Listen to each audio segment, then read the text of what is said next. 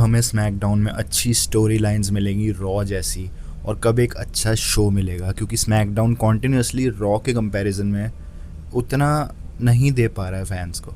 तो आज की स्मैकडाउन में गुंथर ने अपनी स्टिपुलेशन बतानी थी जो उसने डिसाइड करनी है against Cody Rhodes for the WWE title.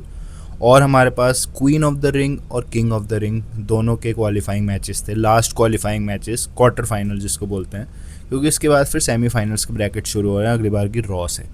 तो अगर आपने स्मैकडाउन नहीं देखी है तो एक एक करके सारे इवेंट्स डिस्कस कर लेते हैं right here at the pinfall arena. तो इस बार की स्मैकडाउन के स्टार्ट में कोडी रोड्स को अरीना में एंटर होते हुए दिखाया और उसका कन्फ्रंटेशन हुआ विद जे ऊसो और जिमी ऊसो, जिसमें जे ऊसो के साथ और जिमी ऊसो के साथ भी कोडी रोड्स के रिलेशन वैसे तो अच्छे हैं, बट जे ऊसो ने ये बोला कि ऑल थिंग्स असाइड मैं किंग ऑफ द रिंग जीतने वाला हूँ and I am coming for your title. And Cody Rhodes was ready. कोडी रोड्स का रिएक्शन था कि भाई ठीक है, आएगा तो तब देखी जाएगी। स्मैकडाउन का ओपनिंग मैच था क्वीन ऑफ द रिंग का qualifier, Charlotte Flair, Jade Cargill, Lyra Valkyria और सोल रुका का फेटल 4-वे, और ये आखिरी क्वालिफाइंग मैच है। उसके बाद सेमीफाइनल ब्रैकेट शुरू हो रहे हैं। तो मैच तो कुछ खास था नहीं, और मतलब ओपनिंग मैच में ही ऐसा कुछ डिस्कस करने लायक नहीं है, ऐसा कुछ नहीं था। बट हाँ, डिस्कस करने लायक बहुत ज़रूर है, जहाँ पे जेड कारगिल ने गलती से अपने टाइम से पहले वो टर्न बकल के पास चली गई मारने के लिए, और उसके बाद वो वहाँ पे चिल कर रही थी कि भाई तुम लोग अपना काम कर लो, तब तक मैं थोड़ा चिल कर लेती हूँ टर्न बकल में। और उसके बाद जब उसकी क्यू आई, उसके बाद उसने एक्शन लिया, तो वो थोड़ा सा फ़नी था। और एक चीज़ जो ज़्यादा फ़नी थी वो थी कि मेरे को तो आज पता लगा कि जेड कारगिल विग पहनती है। मैच के बीच में जेड कारगिल की लिटरली विग उतर गई, उसका गंजा सर भी दिख गया, और उसके बाद का वो मैच वो बस अपने पूरे टाइम एक हाथ सिर पे रख के अपनी विग ही संभालती रही। और काफ़ी फ़नी था, क्योंकि मैं जब उसको देख रहा था ना, मेरा ध्यान उस टाइम पे विग उतरते हुए तो नहीं गया था। मेरे को लगा भाई इसके सिर में कैसे लग गई, इसने सिर क्यों पकड़ा हुआ है, इसकी रियल इंजरी हो गई क्या, इसके ब्लीडिंग हो रही है, क्या हो रहा है, मुझे समझ नहीं आ रहा था। जब मैंने ढंग से इसको देखा तब मुझे पता लगा कि भाई विग उतरी है उसकी। तो काफ़ी फनी था। मैच में ओवरऑल कुछ खास डिस्कस करने के लिए है नहीं।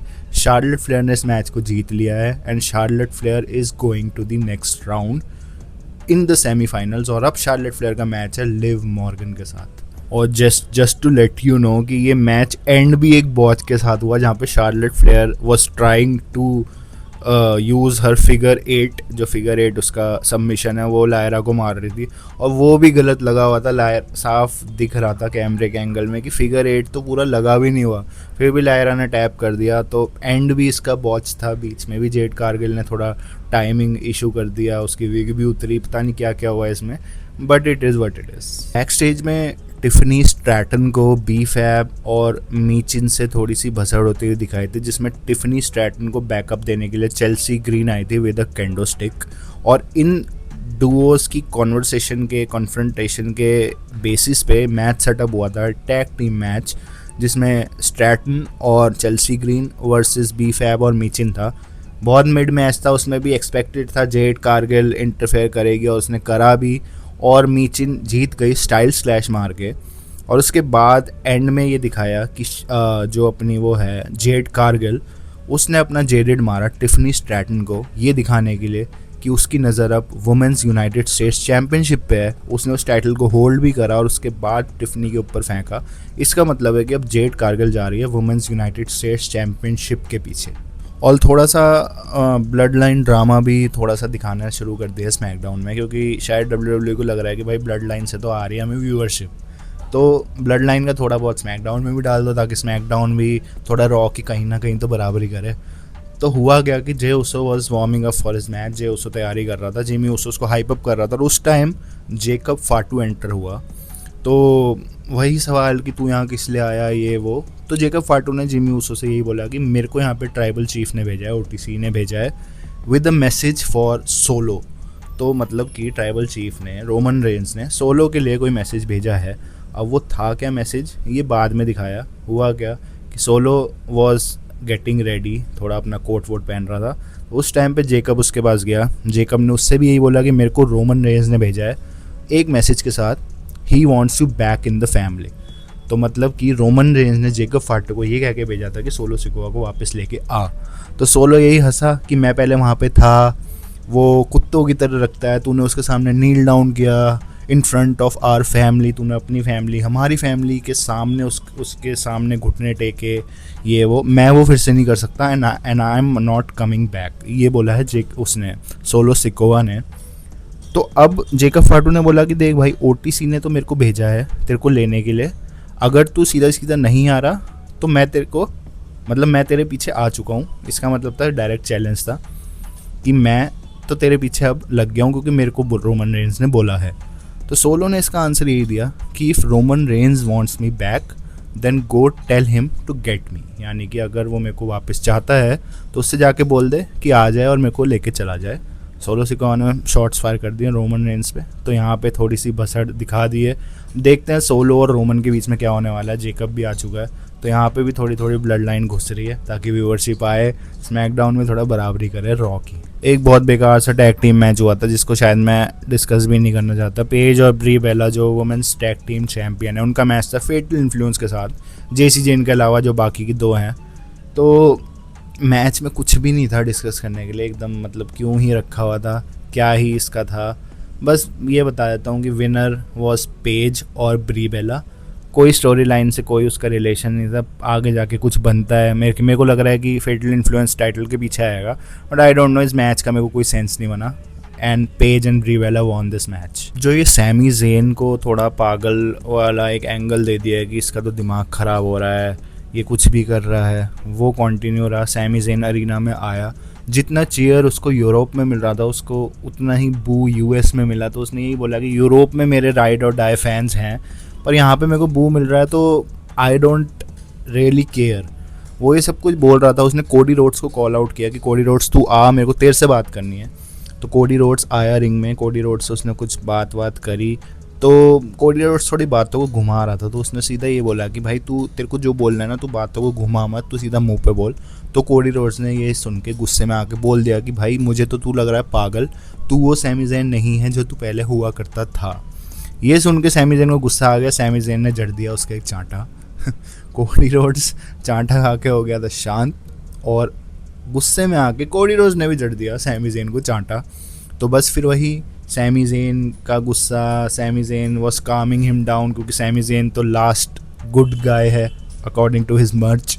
तो थोड़ा सा गुस्सा दिखाया उसने, फिर वो वहाँ से चला गया। बट ऑब्वियसली उसके दिमाग में गुस्सा था ही, और इस बात का फ़ायदा उठा लिया गुंथर ने, बिकॉज गुंथर ने जो स्टिपुलेशन सिलेक्ट करी है वो है स्पेशल गेस्ट रेफरी, जिसमें स्पेशल गेस्ट रेफरी होगा सैमी ज़ेन। तो अब ये देखना होगा कि अगले स्मैकडाउन में क्या Sami Zayn will be the reason कि कोडी रोड्स अपना टाइटल हार जाएगा, क्योंकि भाई ये चाटा तो उसको याद रहने वाला है ना। क्या पता वो कुछ भसड़ कर दे कोडी रोड्स के साथ, या क्या पता वो सच्ची में रियल गुड गाय बन के गुंथर को हरवा दे, कुछ भी हो सकता है। अब तो आने वाली स्मैकडाउन में ही पता लगेगा। पर ये सीन है कि नेक्स्ट स्मैकडाउन में WWE टाइटल के लिए मैच होने वाला है गुंथर और कोडी रोड्स का, with special guest referee being Sami Zayn. तो आजकल रॉ में हो या स्मैकडाउन में एक मैच ऐसा होता है जो शो स्टीलर होता है, जो लोगों को अच्छा लगता है। लास्ट रॉ में जो इस वीक की रॉ थी उसमें पेंटा वर्सेस रे मिस्टीरियो का था, लूचाडोर्स, और इस बार भी लूचाडोर्स ने ही डिलीवर करा। इस बार मैच था रे फिनिक्स और एक्सियम का for the AAA cruiserweight championship, जो रे फिनिक्स है। तो चैम्पियनशिप मैच था, एज सच स्टोरी लाइन से रिलेटेड कुछ भी नहीं था इसमें डिस्कस करने के लिए। मैच एक नंबर था, दोनों ऑसम रेसलर्स जब रिंग में जाएंगे तो यही होगा। रे फिनिक्स को बहुत टाइम बाद देखा इन शोज़ में, क्योंकि वो AAA में तो लड़ रहा था, AAA में टाइटल भी जीता है, बट बहुत टाइम बाद उसको यहाँ देखा। मैच एब्सोल्युटली डिलीवर्ड, और रिजल्ट ये था कि रे फिनिक्स ने अपना टाइटल रिटेन कर लिया है। नेक्स्ट सेगमेंट था ट्रिक विलियम्स का, जिसमें ट्रिक विलियम्स रिंग में आया, थोड़ी बहुत बातचीत कर रहा था, and he got interrupted by Ricky Saints and Carmelo Hayes, क्योंकि हमें पता है कि ये दोनों इस टाइटल पिक्चर में है और इनका काफ़ी टाइम से चल रहा है कि कौन लड़ेगा यूनाइटेड स्टेट्स टाइटल के लिए। तो वही भी रिंग में तीनों ने आके एक दूसरे पे शॉट्स फायर करे। तो ट्रिक विलियम्स ने एक चीज़ साफ बोल दी कि मुझे नहीं पता कि तुम में से कौन लड़ने वाला है, तुम इसको सॉर्ट आउट करो, जो बचेगा तुम दोनों में से वो आ जाना मेरे टाइटल पे हाथ मारने के लिए। तो इस कॉन्वर्सेशन के बाद जो मैच सेटअप हुआ वो हुआ है नेक्स्ट स्मैकडाउन के लिए, Carmelo Hayes versus Ricky Saints, winner gets a title opportunity United States title के लिए, एट नाइट ऑफ चैम्पियंस। तो यानी कि अगली स्मैकडाउन में तो क्लियर होने ही वाला है कि किसको टाइटल शॉट मिलने वाला है। बट मुझे कहीं ना कहीं पता नहीं क्यों ऐसा लग रहा है कि ट्रिपल थ्रेट होगा। तो क्या पता मे बी कोई इंटरफेयर करे, ट्रिक विलियम्स या कुछ ऐसा हो जाए कि निक ऑल्डिस इसको ट्रिपल थ्रेट बना दे, क्योंकि ट्रिपल थ्रेट ज़्यादा एक्साइटिंग लगेगा मेरे हिसाब से। बट लेट्स सी क्या होने वाला है अगली स्मैकडाउन में, ये भी पता लग जाएगा। फॉर एन इन्फो, ये थोड़ा सा बहुत साइड लाइन स्टोरी है, बट जूलिया और कियाना जेम्स अलग हो चुके हैं। तो बैक स्टेज में कियाना जेम्स का इंटरव्यू चल रहा था जहाँ पे जूलिया भी आई। जूलिया ने उससे बोला कि मेरे को सिर्फ इंग्लिश के लिए तेरी ज़रूरत थी और अब मेरी इंग्लिश सही हो गई है, और उसको चांटा मार के चली गई। तो इसका मतलब है कि चांटा अगर पड़ी गया है तो ऑफिशियल है कि जूलिया और कियाना जेम्स अलग हो चुके हैं। अब मैं तो ये चाहूँगा कि कियाना जेम्स भी इन रिंग बहुत अच्छी है, दोनों को सेपरेट पुश मिले, पर ऐसा बहुत कम देखने को होता है कि अगर कोई टैग टीम टूटी है तो दोनों को बराबर पुश मिल रही है। तो अगर मेरे को एक चूज़ करना होगा तो आई थिंक WWE जूलिया को पुश करेगा और कियाना जेम्स को एक हील आर्क देगा। बट लेट्स सी क्या होता है। अभी के लिए तो ये अलग हो गए हैं, चांटा भी पड़ गया कियाना जेम्स को, तो हो सकता है इनका मैच भी सेटअप हो इन कमिंग फ्यूचर।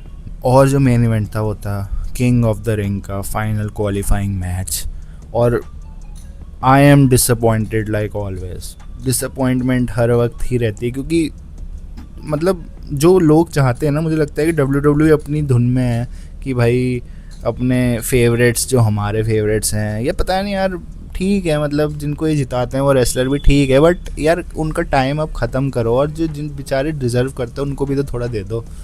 तो मैच में कुछ था नहीं, रॉय स्कीज डोमिनेट कर रहा था। रॉय स्कीज, फिन बैलर, जे उसो और एले नाइट थे बाय द वे।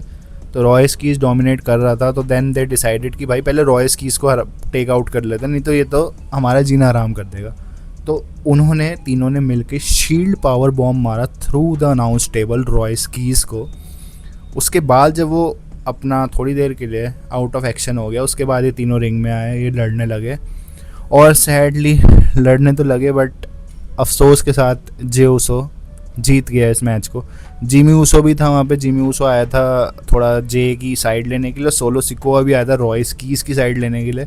तो जो ये सोलो सिकोआ ने बीच में इंटरफेयर भी करा, उसने स्पाइक भी मारी एले नाइट को, बट इस सब के चक्कर में ना कहीं डिस्ट्रैक्शन हुई, रॉय स्कीज का ध्यान भटका और जे उसो इस मैच को जीत गया।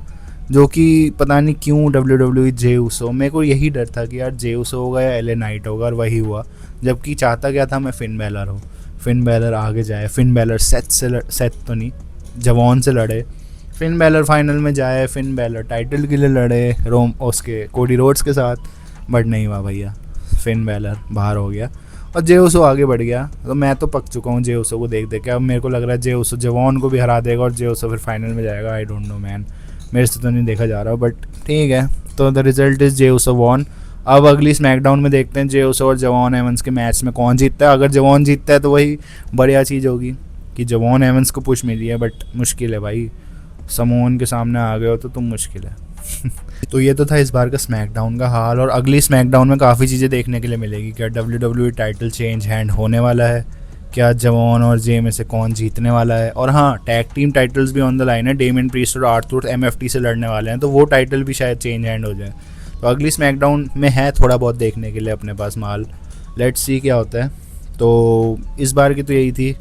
डिसअपॉइंटमेंट तो नहीं बोलूँगा, पर यार उस लेवल पे अभी भी नहीं आ पा रही। अब सिंस अब ब्लड लाइन घुसा दी है तो क्या पता, हो सकता है थोड़ा सा लेवल एलिवेट हो जाए स्मैकडाउन का, तो वो तो देखते हैं क्या होता है।